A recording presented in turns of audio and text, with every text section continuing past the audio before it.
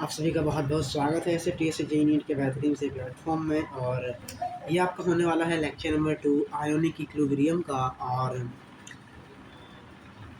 और साथ में आज आपका नया चैप्टर भी चालू होगा जिसे हम बोलते हैं सोआ, बोले तो स्ट्रक्चर ऑफ एटम।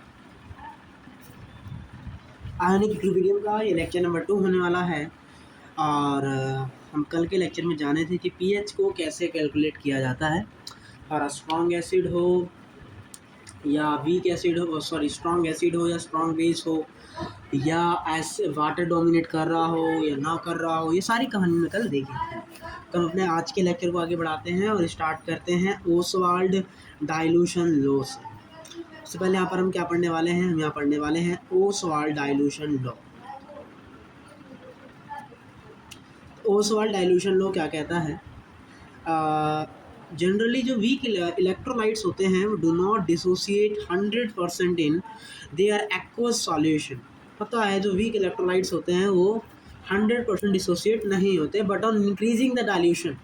लेकिन जैसे ही आप पानी की मात्रा को बढ़ाते हो तो डिग्री ऑफ डिसोसिएशन जो होता है वो उनका इंक्रीज कर जाता है और एटमॉस इन्फानाइट तक पहुंच जाता है। इसका मतलब कि infinite dilution the degree of dissociation approaches to 1।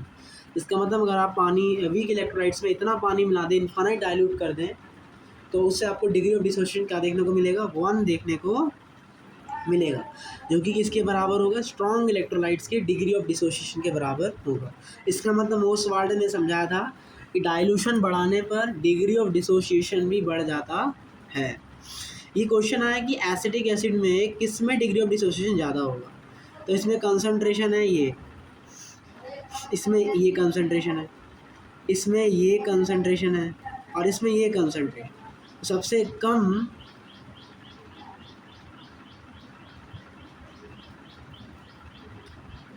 Come dilution, सबसे ज़्यादा डाइल्यूशन कहाँ पर होगा बताइए? हमने क्या पढ़ा है?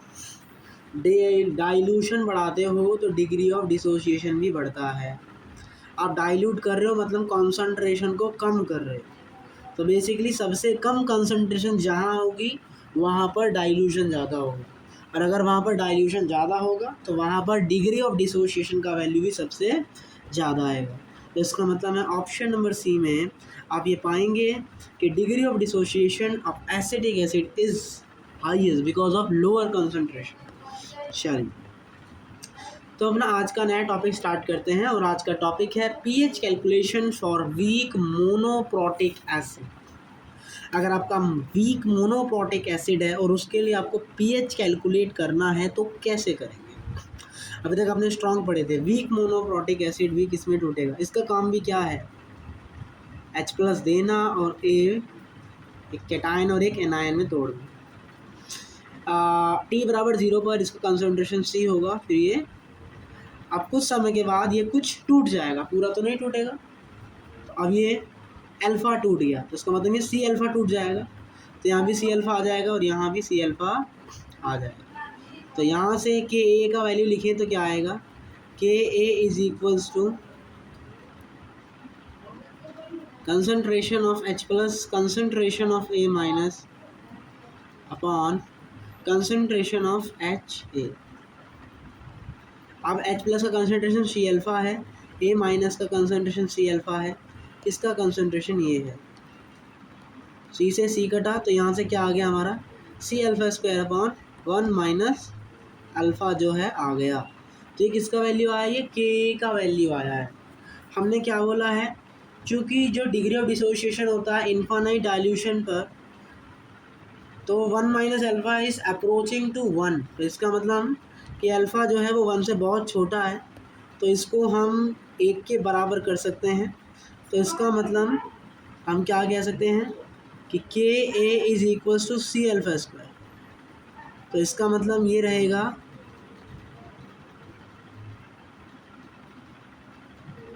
कि अल्फ़ा बराबर हमारा क्या आ गया? अंडर रूट में Ka/C। तो ये आपका किसका वैल्यू आ गया? अल्फ़ा का वैल्यू आ गया। अब आपको पीएच का वैल्यू निकालना है तो आपको H+ के कंसंट्रेशन की ज़रूरत पड़ेगी। आपका H+ के कंसंट्रेशन आ गया, कितना आया? C alpha. आपको एसिडिक कंसंट्रेशन मिल गई है। तो हमने क्या पढ़ा है हमने पढ़ा है कि पीएच बराबर क्या होता है, माइनस लॉग एच प्लस।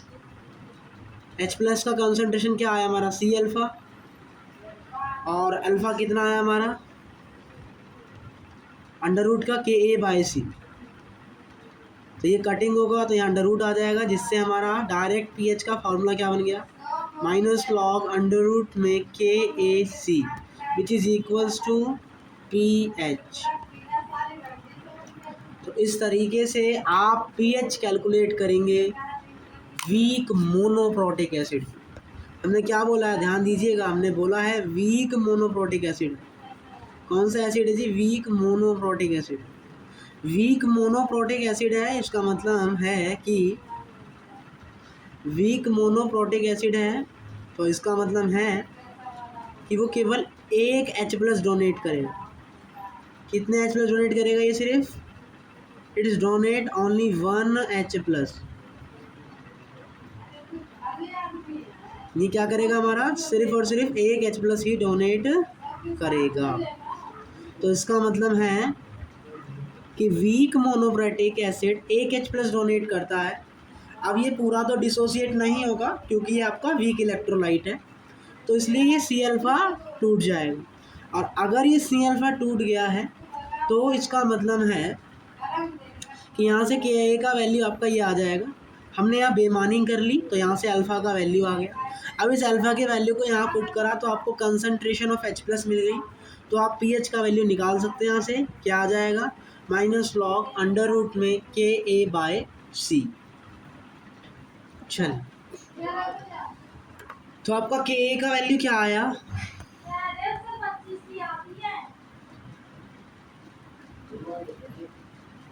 के ए का वैल्यू क्या आया हमारा,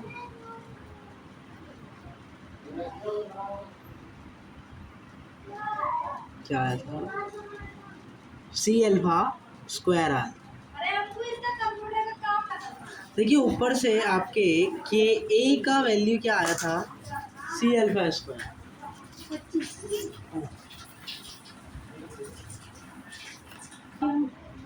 देखिए तो यहाँ से ये कहानी है, यहाँ से अल्फ़ा का वैल्यू आया रूट के ए बाय सी। अगर हम मान लीजिए आपके पास दो इक्वेशन है,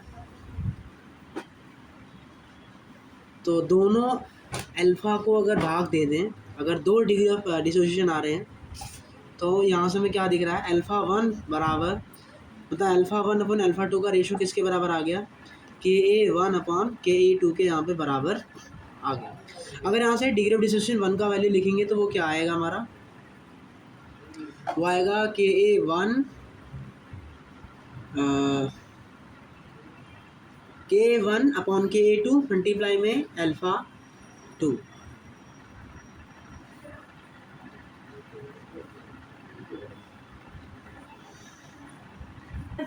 अगर एक से ज़्यादा डिग्री ऑफ डिसोसिएशन आ रहा है तब आप कैसे करेंगे, देखिए अल्फ़ा 1 अपन अल्फ़ा 2 का रेशो क्या आता है, के ए 1 अपन के 2। अभी आपने देखा, आप इसे यहाँ पे ध्यान रख सकते हैं। अगर एक से ज़्यादा डिसोसिएशन होगा तो आपका जो H प्लस का कंसंट्रेशन है वो क्या आएगा, C1 alpha 1 plus C2 alpha 2। Alpha 1 का वैल्यू क्या आया था हमारा, चलिए ये केस बाद में ही करेंगे डिस्कस, जब हम डायोप्रोटिक का पढ़ेंगे। तो एक साथ अगर डिग्री ऑफ डिसोसिएशन होगा तो आपका जो H प्लस का कंसंट्रेशन है वो क्या आएगा, C1 alpha 1 plus C2 alpha 2। अब यहाँ से अल्फ़ा 1 की जगह क्या लिख सकते हैं, अंडर रूट में अल्फ़ा बराबर क्या आता है, रूट में के ए बाय सी, यही आता है। तो सी अल्फ़ा क्या आएगा हमारा, रूट में के ए सी, यही आएगा। तो इसका मतलब अगर एक से ज़्यादा डिग्री ऑफ डिसोसिएशन है तो उसके केस में H प्लस का वैल्यू क्या आ जाएगा हमारा, अंडर रूट में C1 अल्फ़ा 1 प्लस सॉरी के ए 1 C1 प्लस के ए 2 C2, ये लिख सकते हैं हम, के ए 1 C1 प्लस के ए 2 C2। इसका मतलब अब जो नेट कंसंट्रेशन आएगा वो H प्लस एसिड का क्या देखने को मिलेगा हमें, दोनों डिसोसिएशन है और उनका कंसंट्रेशन दोनों को प्लस कर देंगे तब आपको टोटल कंसंट्रेशन मिल जाएगा एसिड का। अगर आपको अल्फ़ा 1 लिखना है तो यहाँ से क्या आएगा तुम्हारा, के ए 1 रूट में के ए 1 C1 प्लस के ए 2 C2। इसी तरीके से अगर अल्फ़ा 2 लिखना है तो क्या आएगा, के ए 2 अपॉन रूट में के ए 1 C1 प्लस Ka2C2 आ जाए। तो ये सारी कहानी रहेगी हमारी यहाँ पे। और पानी का केस कब लेना है कब नहीं लेना, वही पुरानी कहानी। अगर एसिड का कंसंट्रेशन इज़ ग्रेटर देन 10⁻⁻6 है तो आप आयोनिक प्रोडक्ट को कंसिडर नहीं करेंगे। लेकिन अगर पानी का कंसंट्रेशन, इफ़ वाटर का कंसंट्रेशन या सॉरी एसिड का जो कंसंट्रेशन है वो ज़्यादा है, एसिड का कंसंट्रेशन क्या है तुम्हारा, ज़्यादा आ गया, ज़्यादा आ गया मतलब पानी एसिड का कंसंट्रेशन कम है, 10⁻⁻6 से अगर एसिड का कंसंट्रेशन कम है तो इसका मतलब अब इसमें वाटर भी डोमिनेट करेगा। तो फाइनली फॉर्मूला क्या आता है यहाँ से आपका, यहाँ से फाइनली अपना फॉर्मूला आता है कि pH बराबर -log Ka1C1 plus Ka2C2 plus Kw। आपको डायरेक्ट ये याद कर लेने हैं। पहला बात कि वीक मोनोप्रोटिक एसिड है और एक अल्फा दिया है और एक ही के का वैल्यू दिया है, तो उसके केस में उसका जो H+ का कंसंट्रेशन है रूट KaC से मिलेगा। लेकिन अगर एक से ज़्यादा हमें डिग्री ऑफ डिसोसिएशन दिए हैं, अल्फ़ा का वैल्यू एक से ज़्यादा दिया है, तब उसके केस में उसका जो H+ एसिड का जो कंसंट्रेशन है वो ये आएगा Ka1C1 प्लस Ka2C2 का अंडर रूट। अब अगर 10⁻⁻6 से ज़्यादा आ गई आपकी कंसंट्रेशन एसिड की, तब आप डायरेक्ट ये फॉर्मूला यूज़ कर लेंगे। लेकिन अगर कंसंट्रेशन 10⁻⁻6 से कम है तो इसका मतलब ये रहेगा कि आपका जो pH है उसमें अब आयोनिक प्रोडक्ट आप ऐड कर देंगे।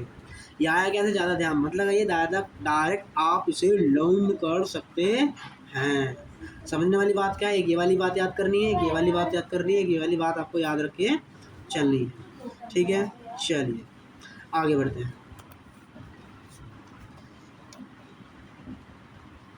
अब देखिए हमने यहाँ पे बेईमानी करी है, तो अगर वैसे मेंस लेवल पे ये बेईमानी चल जाएगी, लेकिन अगर हम या मेंस ने भी कभी ऐसा बोल दिया कि जो अल्फ़ा है वो बहुत छोटा नहीं है, तब उसके केस में हम C⁴/1 - अल्फ़ा को C⁴ नहीं लिख सकते। क्यों नहीं लिख सकते, क्यों नहीं लिख सकते? द रीज़न इज़ क्योंकि अब आप बेईमानी नहीं कर सकते। तो हमें कब मानना है कब नहीं मानना, आप ये मेथड नंबर 1 याद रखें। अगर रूट Ka/C का वैल्यू 0.005 से कम आया तो इसका मतलब है आप ये फॉर्मूला यूज़ कर सकते हैं। लेकिन अगर आपका अल्फ़ा का वैल्यू 0.05 से ज़्यादा आया तो इसका मतलब है अब आप बेईमानी नहीं कर सकते। अगर आपको अब ये निकालना है तो आपको क्वाड्रेटिक का सहारा लेना पड़ेगा। क्वाड्रेटिक का सहारा लेने के बाद आपको एसिड का कंसंट्रेशन मिलेगा और उस एसिड के कंसंट्रेशन से आप -log C alpha value putting करके आप अपना ये वैल्यू या अपना आंसर काउंट करेंगे। और अगर एसिड का कंसंट्रेशन में अगर वैल्यू 10⁻⁻6 से कम हो गई तब क्या कंसीडर किया जाएगा, वाटर कंसीडर किया जाएगा। अगर 1 डिग्री ऑफ डिसोसिएशन है तो उसके केस में आप क्या करोगे, X + C अल्फ़ा जो कि एसिड वाला है और वाटर वाला है, simultaneous equilibrium common an effect, तो उसकी वजह से आपका जो H+ का जो नेट कंसंट्रेशन आएगा वो क्या मिलेगा, X + C अल्फ़ा मिलेगा। ये OH का कंसंट्रेशन है, दोनों का मल्टीप्लाई करके 10⁻⁻14 के बराबर करोगे, यहाँ से X का वैल्यू मिलेगा।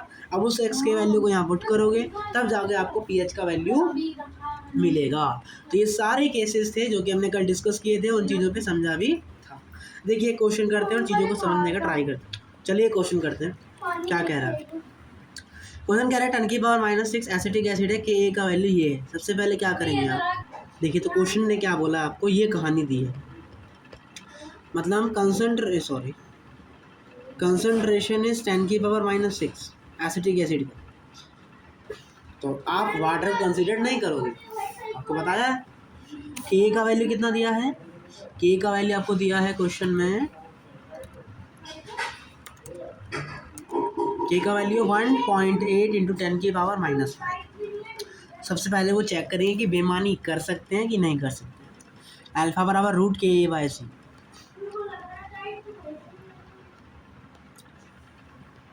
ये ऊपर जाएगा पॉजिटिव तो 10 बना, इससे ये घट गया, √18 आ रहा है रे, मतलब लगभग 4 के बराबर आ रहा है और वैल्यू तो 0.05 से कम आनी चाहिए, तो बहुत ज़्यादा आ गई। तो इसका मतलब सर यहाँ बेईमानी नहीं कर सकते, तो यहाँ बाकायदा क्या करना पड़ेगा, देखना पड़ेगा K बराबर C⁴/1 - अल्फ़ा के इज इक्वल टू 1.8 इंटू 10 की पावर -5, 10 की power -6, alpha square upon 1 minus alpha. इस 10 की पावर -6 से ये कटा तो यहाँ क्या है 10 की पावर -1, ये चला जाएगा डिवाइड में, 10 की पावर -1 आ जाएगा, पॉइंट हटाया 10 की पावर +1, तो ये पूरे कट जाएंगे। तो यहाँ से alpha square upon 1 minus alpha बराबर क्या आ गया 18 आ गया। ठीक है, यहाँ से सॉल्विंग करते हैं तो यहाँ 18 माइनस 18 अल्फा बराबर में अल्फा स्क्वायर, तो यहाँ क्या हो जाएगा ये इधर आ जाएगा। ठीक है, और तो अल्फा बराबर क्या आ जाएगा माइनस प्लस माइनस बी का स्क्वायर -4ac, 18 चौक 72 है ना, अपॉन 2a। 324 में से 72 गया तो 200 कितना बचा 48, नहीं यहाँ पर 252 आ गया, 204 7 5 12 2 1 3। ठीक है, प्लस माइनस 18 बाई 2, माइनस का तो चलेगा ही नहीं, 252 किसका स्क्वायर हो सकता है लगभग मान लीजिए, तो 252 16 का कितना होता है, 14 का 196 होता है, 15 का 225 और 16 का 256, लगभग 16 के स्क्वायर के बराबर है, लगभग 16 के स्क्वायर मतलब 15.7 बोल दीजिए, प्लस 18 एंड माइनस 18। तो कितना आएगा यहाँ सॉल्व करेंगे तो अल्फा का वैल्यू 18 में से 15 गया तो 3 बचा, एंड 3.7 डिवाइड बाई 2 1.5, और अगर प्लस माइनस करें तो 33 पॉइंट कुछ। ठीक है, तो इसको लगभग सॉल्व करते हैं तो यहाँ से आपका आंसर आता है 0.95, ये आपका अल्फा का वैल्यू आ गया। तो अल्फा का वैल्यू निकल गया है। अब क्या करते हैं, H प्लस का कंसंट्रेशन क्या होगा, C अल्फा के बराबर होगा, मतलब ये हो जाएगा। कंसंट्रेशन आ गया तो पीएच बराबर क्या होता है माइनस लॉग के अंदर, ये कहानी। ठीक है,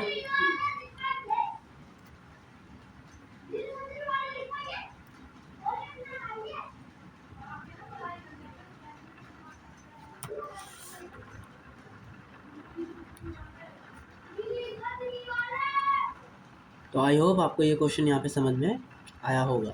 चलिए अगला क्वेश्चन करते हैं। ये रहा, पीएच बराबर ये दिया है 0.1 मोलर है, काफ़ी ज़्यादा है, मतलब पानी को कैलकुलेट नहीं करेंगे। के ए का वैल्यू दिया है HCOH है। सबसे पहले कोने में जाएंगे, कोने में जाएंगे और क्या चेक करेंगे, रूट के बाय 0.1, तो 10 की पावर -4 मतलब कितना आया 10 की पावर -2। यहाँ पर किसका वैल्यू आ गया अल्फ़ा का, इसका मतलब क्या आ गया 0.05 से तो छोटा है, तो इसका मतलब आप यहाँ पर बेमानी कर सकते हैं। तो बेमानी क्या होती है C इंटू अल्फ़ा, 10 की पावर -2 मल्टीप्लाई में C 0.1 मतलब 10 की पावर -1, तो कितना आ जाएगा माइनस लॉग में 10 की पावर -3, माइनस से माइनस कटा 3 बाहर आ जाएगा, तो यहाँ से पीएच का वैल्यू कितना आ जाएगा 3 के समथिंग आ जाएगा। चलिए आई होप आपको ये समझ में आ गया होगा, और ये हमारा यहाँ पे सॉल्यूशन था। एक और क्वेश्चन करते हैं। क्वेश्चन क्या कह रहा है आपसे, what would be the concentration of acetic acid, alpha आपको दिया है, for which its pH is equals to pH of 10 की पावर -6 मोलर HCl सॉल्यूशन। आपको एसिटिक एसिड का कंसंट्रेशन बताना है और दोनों का पीएच जो है बराबर आ रहा है। इसका पीएच क्या आएगा, एक तो स्ट्रॉन्ग एसिड है और 10 की -6 है, वाटर नॉट बी कंसीडर्ड, तो कितना आ गया पीएच 6 आ गया, मतलब इसका पीएच कितना है 6 है, तो इसका मतलब pH of acetic acid is 6, तो concentration of acid is C alpha, C आपको निकालना है, अल्फा का वैल्यू 0.09, तो पीएच इज इक्वल्स टू क्या होता है माइनस लॉग C अल्फा, है ना। तो C का वैल्यू कैसे निकालेंगे, H प्लस का कंसंट्रेशन दिया है नहीं, पानी दिया भाई, पानी H प्लस का कंसंट्रेशन दिया है क्या, pH is equals to the pH of 10 की power -6 molar HCl solution. H plus is equals to आपका क्या आ गया यहाँ पे C अल्फा आ गया।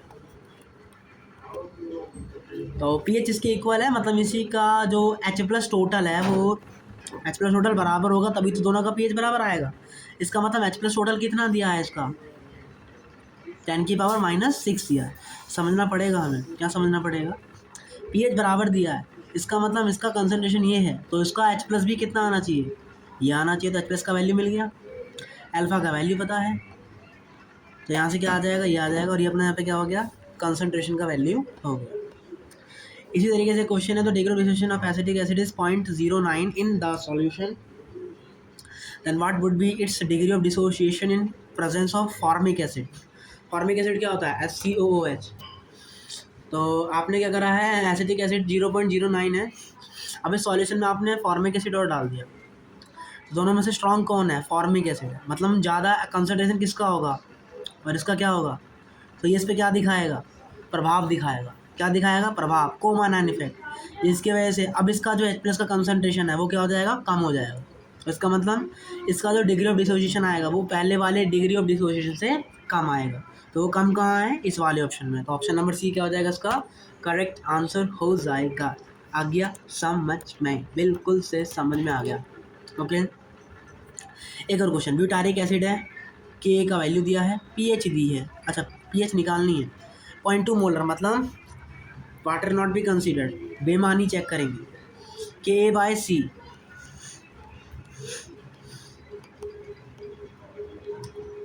तो बेमानी कर सकते हैं, तो इसका मतलब pH बराबर क्या आ जाएगा, -log C अल्फा। तो यहाँ से अपना वैल्यू क्या आ गया, 2.7 आ गया। आई होप आपको ये क्वेश्चन समझ में आ गए होंगे। और मेन बात क्या है, ये हमें 3 चीज़ याद रखनी है। अरे भैया ये कब लगेगा, जब कंसनट्रेशन 10 की पावर -6 से ज़्यादा हो, ये ज़रूर याद रखना। बाकी हमें हर बार चेक करना है कि हम बेमानी कर सकते हैं या फिर नहीं कर सकते। तो हम स्टार्ट करेंगे अपना वीक बेस का कंसनट्रेशन कैसे निकाला जाता है और उसमें कैसे बातें करनी है। आइए स्टार्ट करते हैं।